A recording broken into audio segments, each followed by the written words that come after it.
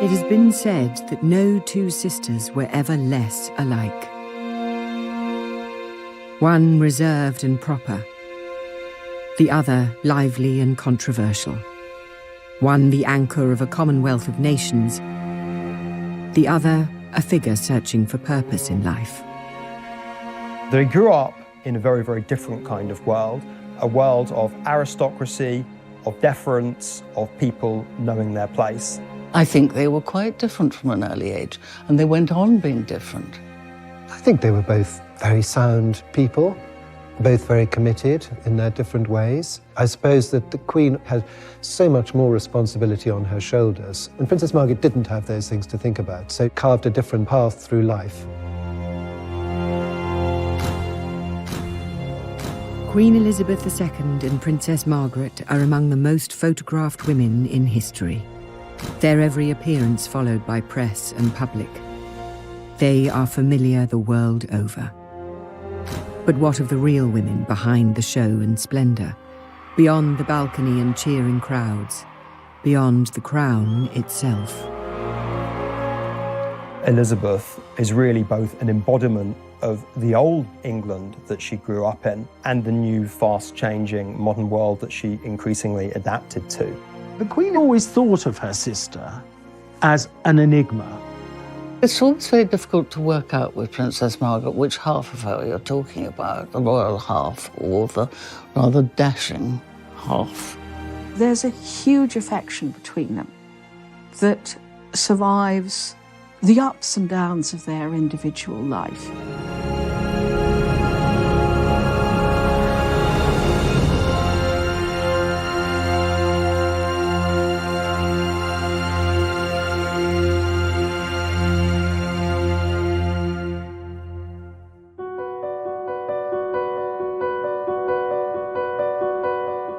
The contrast between the sisters was there from the beginning.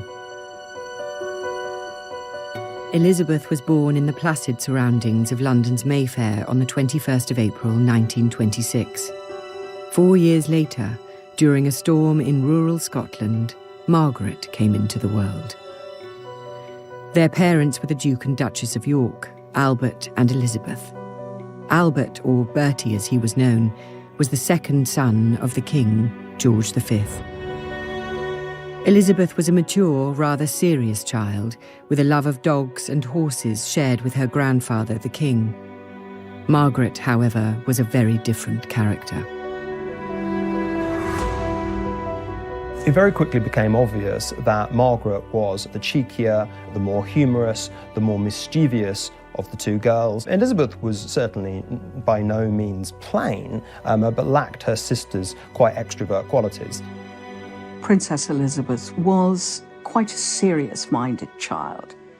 She seems to have been naturally tidy, naturally orderly, but Margaret, from the start, was fun, she was vivacious. She was never corrected by her father, so she was something of a wild child. She was very precocious and got away with an awful lot. The Duke of York used to say, "Lilibet is my pride and Margaret is my joy."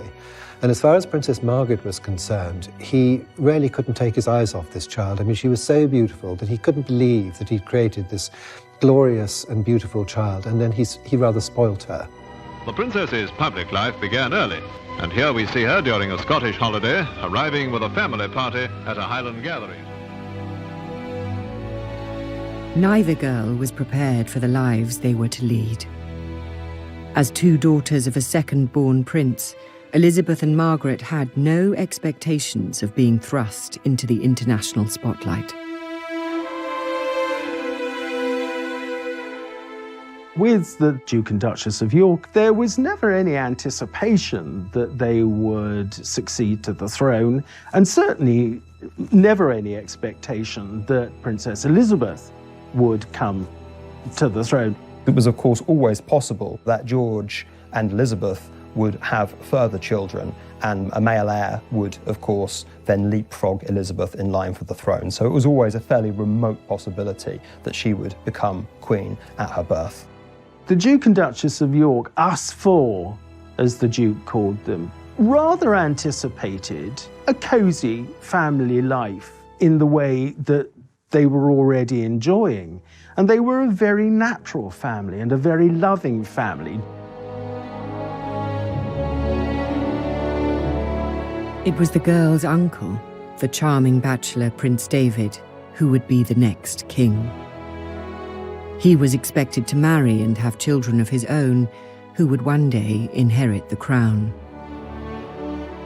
Elizabeth and Margaret were set for a life of comfortable semi-obscurity. Until 1936, the year everything changed. Late on the 20th of January, King George V died at Sandringham. He'd been unwell for quite some time, and it went back to the Great War, when he was thrown from his horse while reviewing troops in France and suffered from chronic obstructive pulmonary disease and pleurisy. Now, that's a progressive condition, so it didn't get any better. The only witness to the king's final moments in this regard were his physician, and his physician claims to have administered a lethal dose of morphine and cocaine to ease the king's passing, believing as he did in a gentle adoption of euthanasia. It was also thought that it was far better that the king's death should be announced in the morning paper, the Times, rather than the slightly more down-market evening papers. Elizabeth and Margaret's uncle David was proclaimed king and became Edward VIII. But the new monarch had never wanted the crown. Indeed, he was terrified by the idea. There was another complication. The king was in love with American divorcee Wallis Simpson and was set on marrying her. The wider British establishment, however, was far from taken with the idea. Wallis Simpson was loose, irreverent, dashing, very much symbolised that kind of New World glamour, which endeared her very greatly to Edward, but did not endear her to the remainder of the family. Wallis had been twice divorced, and that was unheard of in the British monarchy and in those social circles. And so that was a reason for not liking her. He very much actually didn't really want to be king. He may not have even been able to voice that, but unless he was even stupider than I think he was, he must have realised that nobody was going to accept a woman as queen with two husbands living. That was the problem. The secular head of state is also the supreme governor of the Church of England. He was about to go through a coronation ceremony that is very similar to the kind of consecration that a priest goes through. Anointed with holy oil, with water, it's a dedication. For such a clear hypocritical breach to exist as him marrying a divorcee would, especially in the context of these times, have been wholly unacceptable. I don't think he took at all well to being monarch. I think he didn't have the patience for it. His own grasp of detail, particularly in regards to the empire, particularly in regards to the industrial disputes which were enveloping the country, really left quite a lot to be desired. Indeed, it is said that George V predicted, rather darkly, that if Edward became king, he'd ruin himself within a year. A constitutional crisis was gripping Britain. The public were unaware, the press was muzzled, and the king's affair kept secret. Finally, unable to renounce the woman he loved, the king gave up his crown. On December the 11th, 1936, Edward abdicated. He had been king less than a year. It was a shock. It was seen, I think, popularly as a dereliction of duty.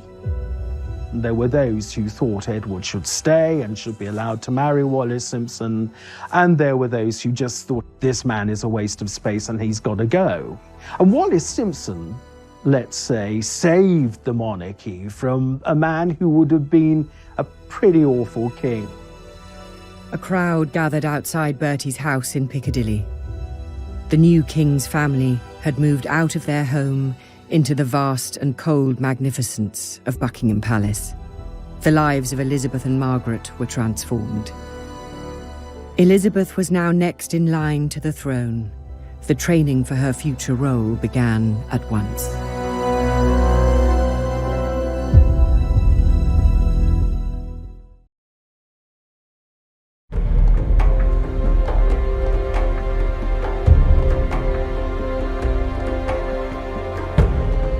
In 1936, following the abdication of Edward VIII, the throne passed to Elizabeth and Margaret's father, Bertie.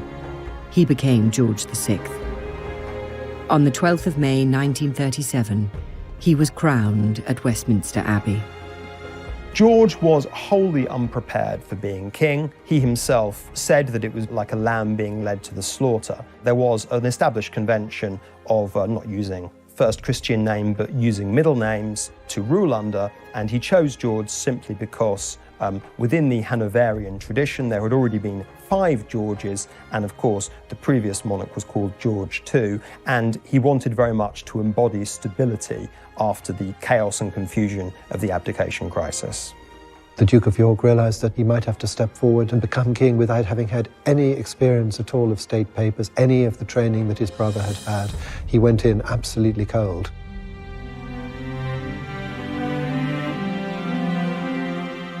King George would ensure that his elder daughter Elizabeth would be more prepared for the role of monarch.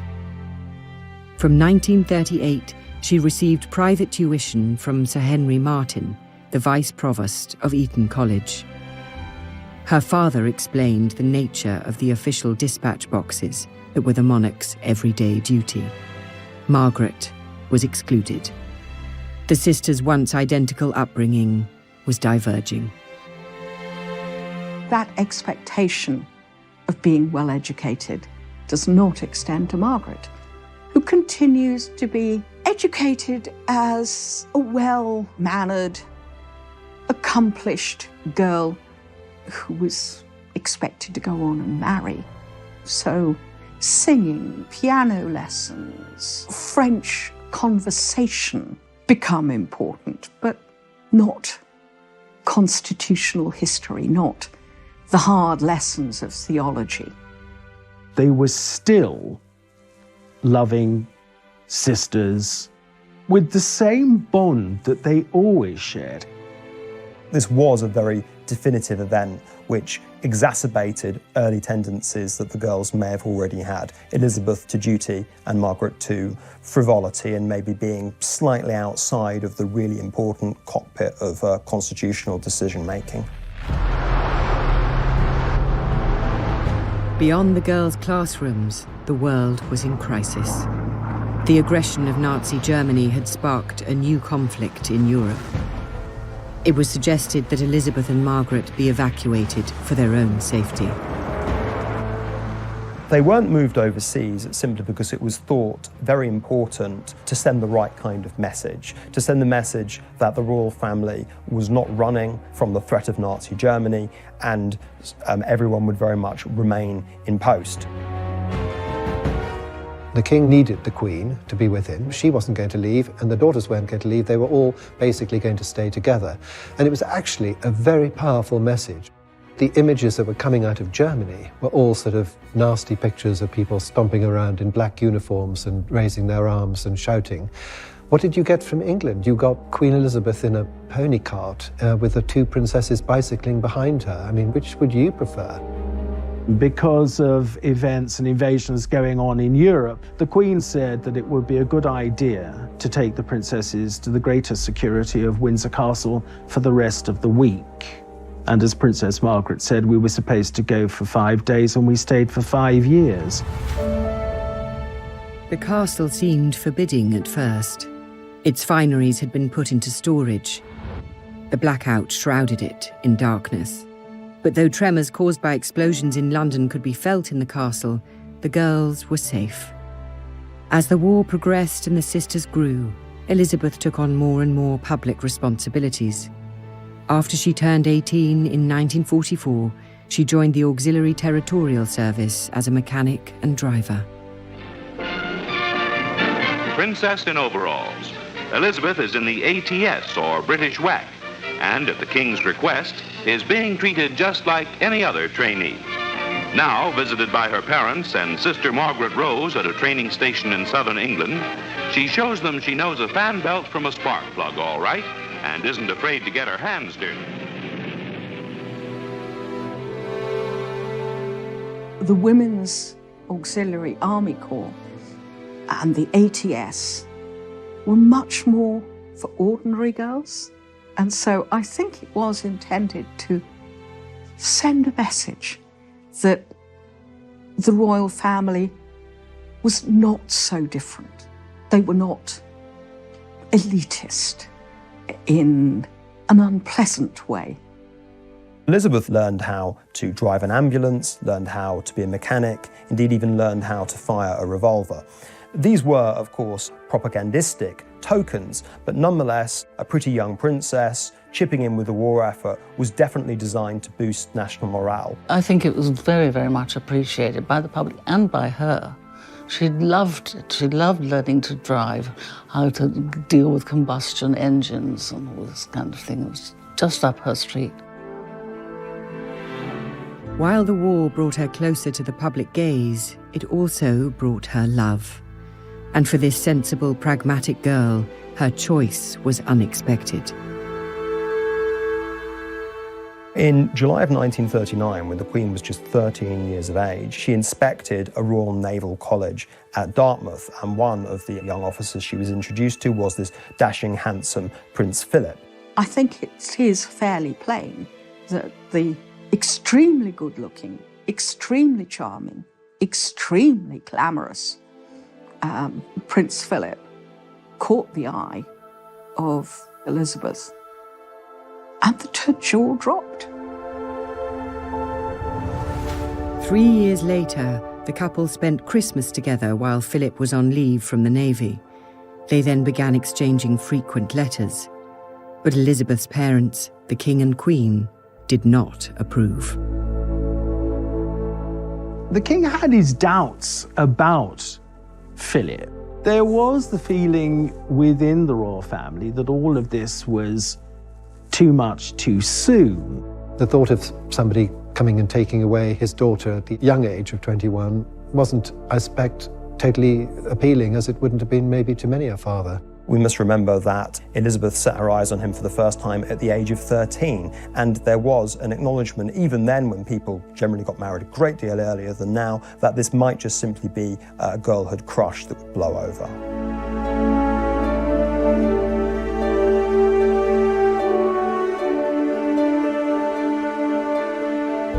The King and Queen's resistance had been defeated. On the 20th of November 1947, Elizabeth and Philip were married at Westminster Abbey. Margaret was among the bridesmaids.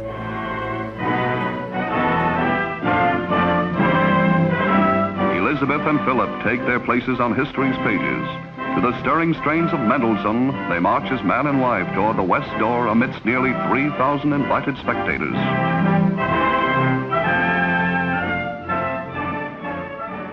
The wedding itself was a very grand affair, a deliberately grand affair against this backdrop of austerity. Rationing was still on, if anything slightly more severe.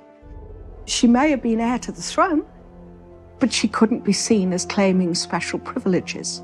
Though you have a lavish dress, it's by no means as lavish as other royal brides.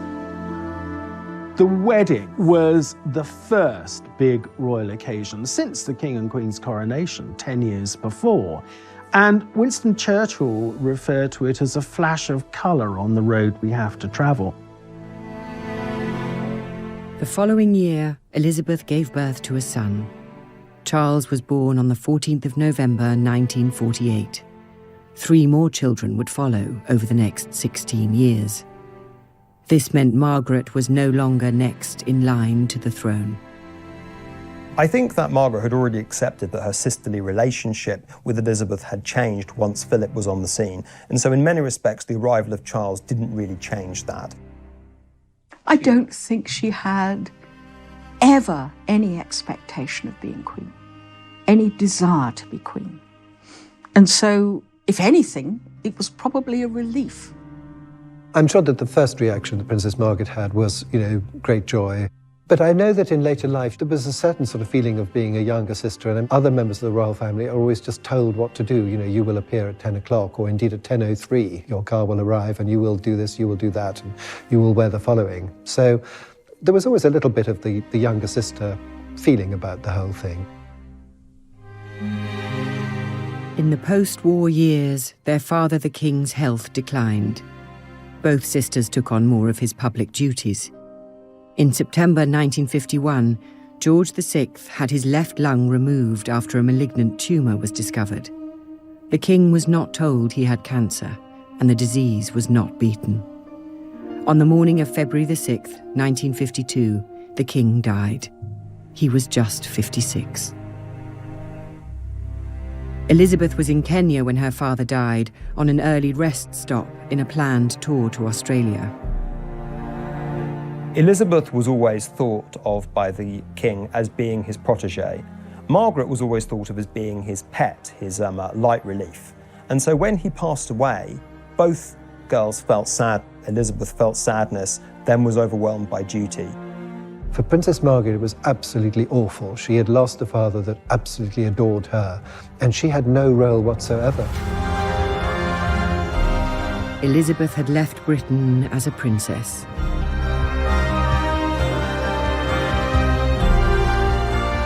She returned as its queen. But what did the future hold for Margaret?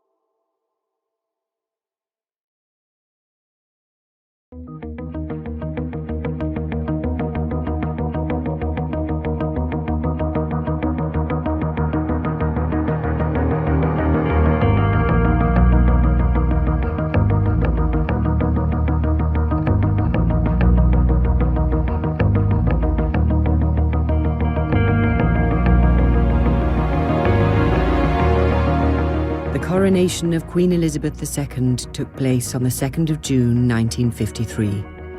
It was a lavish affair. Westminster Abbey had been closed for months as preparations took place, and on the day itself, millions thronged the streets of London.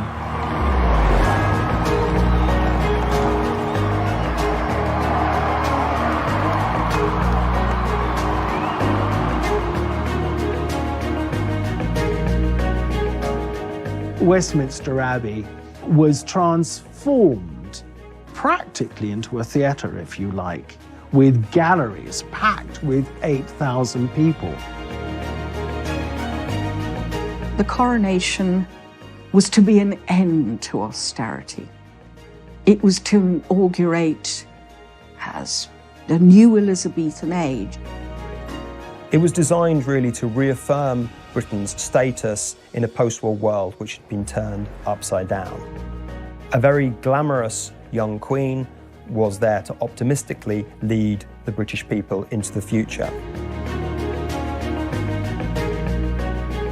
I do remember Coronation Day quite well because my father had tickets for some seats near Admiralty Arch through the army. He was in the army. And I remember sitting there and seeing the guests in their carriages coming towards Admiralty Arch, where Churchill came along. And I remember opposite us, his furious face sticking out of the window, glaring at the traffic jam in front of the arch. The coronation itself was the same ancient ceremony, unchanged for centuries. But there was at least one touch of modernity. It was the first to be televised. Not that many ordinary people owned televisions. Britain was still mired in post-war austerity.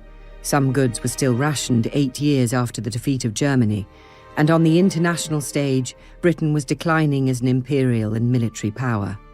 Nevertheless, the nation celebrated.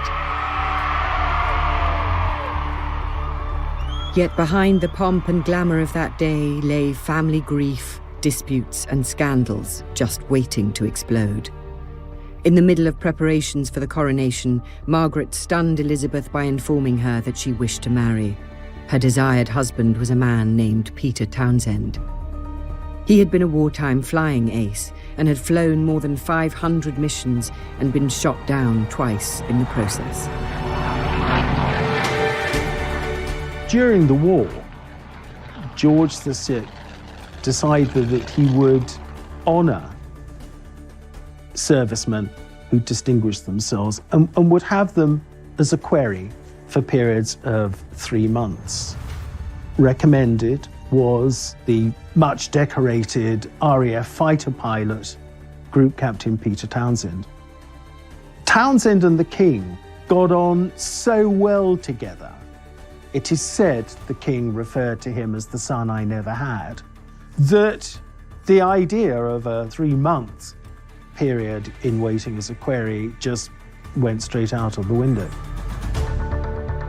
After the King's death in 1952, Townsend's job disappeared, but the family did not wish to lose him. He was invited to join the Queen Mother's household as controller, a role he accepted.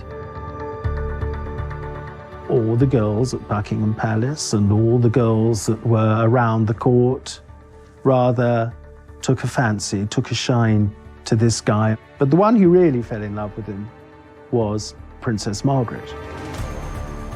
You can understand, perhaps, at that moment, having lost her father, she turned more to him than was perhaps advisable. He was there when her father died. Part of the inner circle of royal aides and servants who helped to comfort Margaret. After all, Margaret was devastated by her father's loss. This was a man who'd been close to, who'd been liked by her father. He was also, like her brother-in-law, a hero, and people liked heroes. It was still an age when we built heroes up. Townsend was 16 years older than Margaret and recently divorced. While these facts did not trouble Margaret, others were less happy. Well, there was opposition to the relationship for one simple reason, that he was already married, and he had a wife and he had 2 boys. Divorced people not really allowed to have a social life. And I think that sadly, that was what happened. He was quite a bit older than her, but I don't think that would have mattered. Under a law of 1772, all members of the royal family had to have the sovereign's permission to marry. Elizabeth was sympathetic. She could see the love between the couple, but she asked Margaret to wait until the coronation was out of the way and everything had settled down. Margaret left the meeting with her sister feeling hopeful.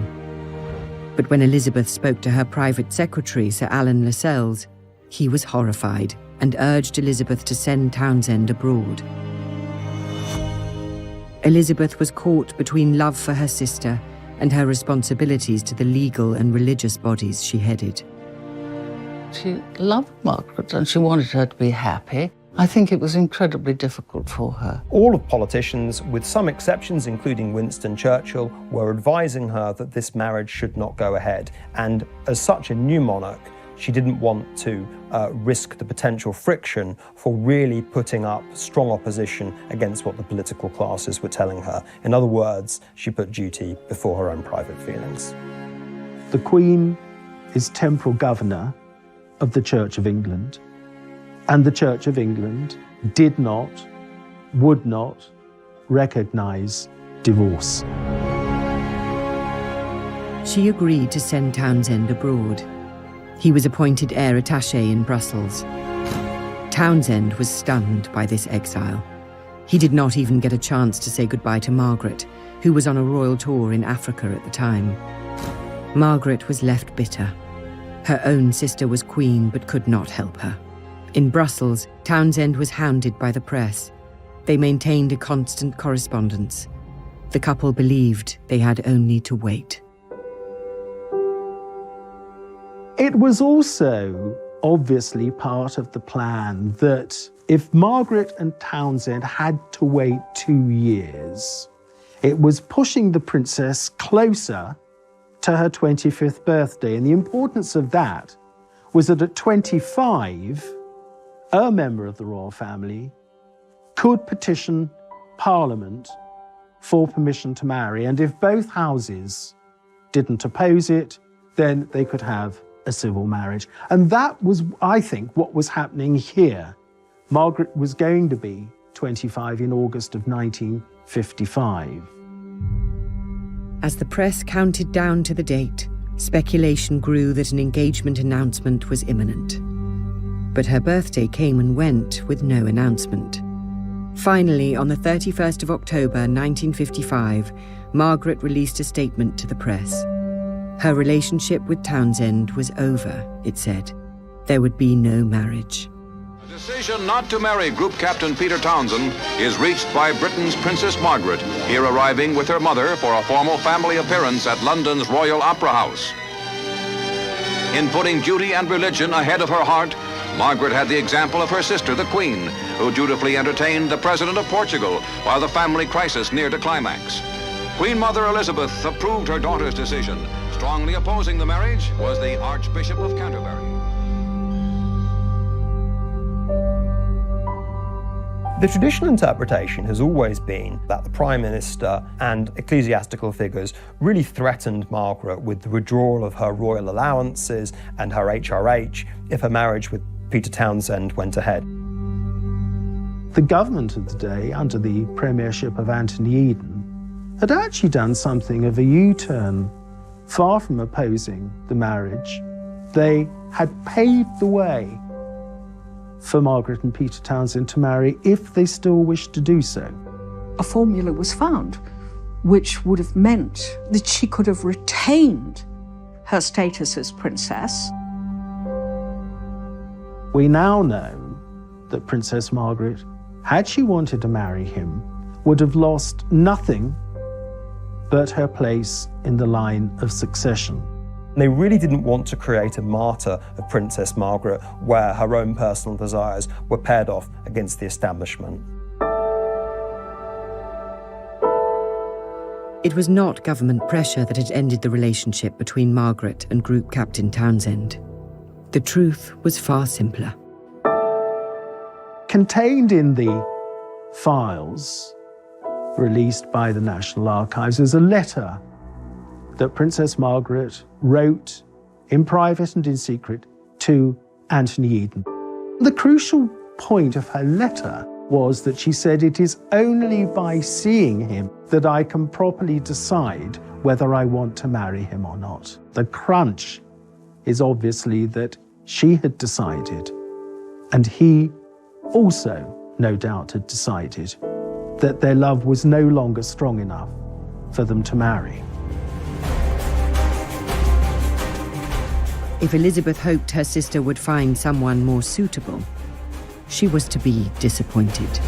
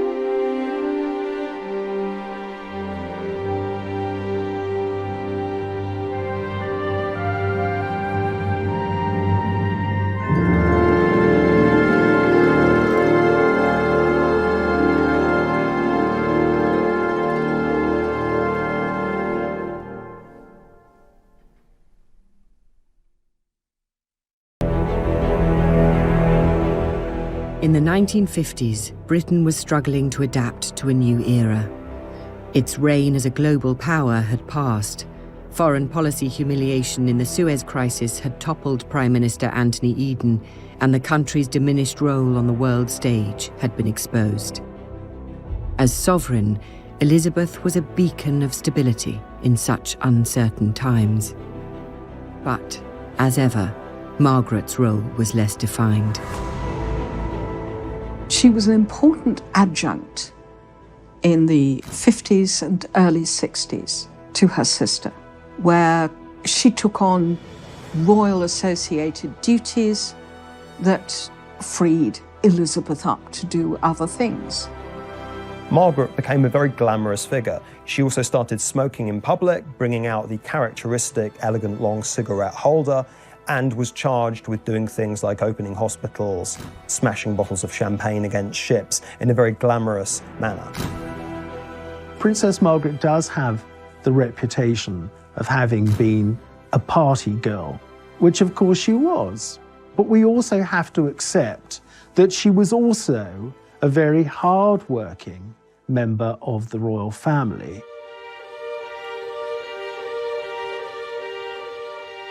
In 1957, Margaret became president of the new Royal Ballet, a reflection of her lifelong passion for theatre and the arts. Nevertheless, she was nearing 30 and still unmarried. In 1959, Peter Townsend wed a young Belgian woman with a striking resemblance to Margaret. Just months later, the princess surprised many by announcing an engagement of her own. Anthony Armstrong-Jones was not the usual royal match. He was from a wealthy background, Eton then Cambridge, but he had no fine title or lands. He was a photographer. Margaret was really enjoying the fruits of some of the major social changes starting to appear in this era. She was starting to keep very non-aristocratic company, quite bohemian company. Lady Elizabeth Cavendish gave a dinner party in February 1958, which Tony Armstrong-Jones was one of the guests. And Princess Margaret had never met him before. I think the influence of Anthony Armstrong-Jones was really to introduce her to normality. She was smuggled on the back of a motorcycle, disguised in a headscarf and dark glasses, to Armstrong-Jones' rented flat in Rotherhithe Street. The princess said that it was the most romantic setting, and this was their bolt hole. It had a bay window overlooking the Thames. You looked to the right and there were the docks, and you looked to the left and there was a bend in the river, and you saw Tower Bridge and St Paul's Cathedral beyond it, and at high tide, she said, swans would look in.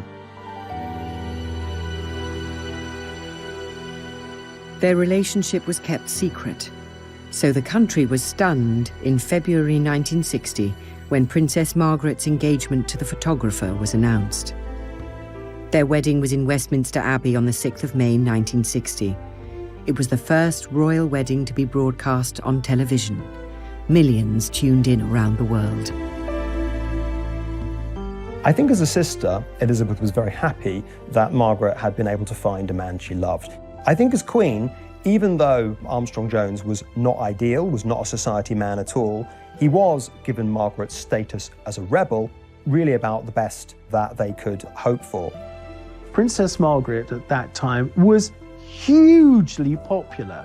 Everything she did made news. Everything she wore made news. So when she married, this was an occasion of great celebration. Everybody was frightfully pleased with the sort of glamour of the wedding. And Princess Margaret looked wonderful, and he was a talented photographer, and it all seemed very modern and just how it should be. The whole thing really was a very, very beautiful occasion. I mean, I can remember being a young schoolboy, totally enthralled watching this on the television. Despite the excitement of that day and the two children born in the years that followed, the marriage soon became troubled. Mutual infidelity, drugs, and alcohol strained the relationship to breaking point. I think that two worlds very much collided. Armstrong-Jones's bohemian, free lifestyle, and Margaret's unwillingness to dispense with, shall we say, all of the accoutrements of wealth and prestige and fundamentally royalty. It was a very curious relationship, and although she was a princess and he wasn't a royal, I think that he had the upper hand.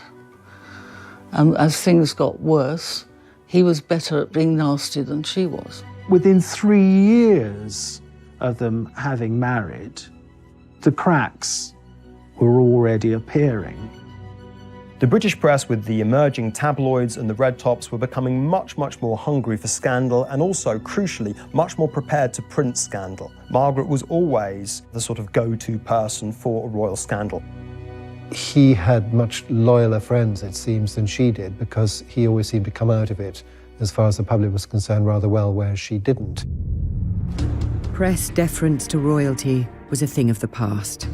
Newspapers covered the breakdown of Margaret's marriage in gleeful detail. It was far from the only change in Britain during Elizabeth's reign. By the time of her Silver Jubilee in 1977, old-class divisions and social taboos were fading. The British Empire had transformed into a commonwealth of independent nations. The crown, Elizabeth, was the thread tying them together. As she guided the monarchy and nation through crisis and triumph, her sister Margaret was left without a role. She may have been an icon of the 1950s and 60s, but as the decades passed, her star waned. Like her father, Margaret was a heavy smoker for much of her life. Like him, she would suffer the consequences.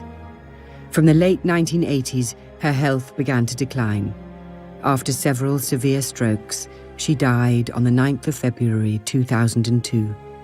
She was 71. For the relationship between Elizabeth and Margaret, there was this bond of love between them that had been there from the time Margaret was born to the day that Margaret died. At her funeral, the Queen perhaps showed the most public emotion we have ever seen on a public occasion, where her eyes, I suppose, really betrayed the sadness she was feeling. To have to come to terms with the death of your younger sister, who you could expect, certainly to live with you into old age, is very hard. When the princess died, that was quite a blow to the Queen, followed, as it was 7 weeks later, by the death of her mother. She is said to have said her biggest nightmare would be losing her mother and her sister. And that, of course, is what happened in 2002. Princess Margaret's life, though privileged, was a sad one in many ways. Margaret was a flawed and often troubled woman. She did not have her sister's weighty responsibilities, but nor did she have the certainties. I think that what Margaret did was really stretch at the limits of what it was acceptable to do for a woman in her position. This, I think, created a precedent and also much more breathing space for future younger royals to enjoy, even in the celebrity infested world that they inhabited, something more approaching normal lives. If she had a few tiresome aspects, well, who doesn't? I would actually say she was probably a pretty supportive member of the royal family. She did do her bit. On a day-to-day basis, her life was very full. She had very interesting friends. She went to the ballet, she went to the theatre, she read books, she was alert and interested in things. She loved music and wasn't boring. She too helped to modernise the monarchy, to bring it into what at that time was the 20th century. For her sister, the Queen, however, her history is still being written. The monarchy has shown itself under the Queen's leadership to be flexible, adaptable, and something that can be seen as both a stable institution and something that can change and reflect new values. I think more than anything else, for Britain's own conception of itself as a post-war nation, she was definitive. She has been criticised, her family have been deeply criticised, and by just being herself and keeping going and being straightforward, it's absolutely paid off.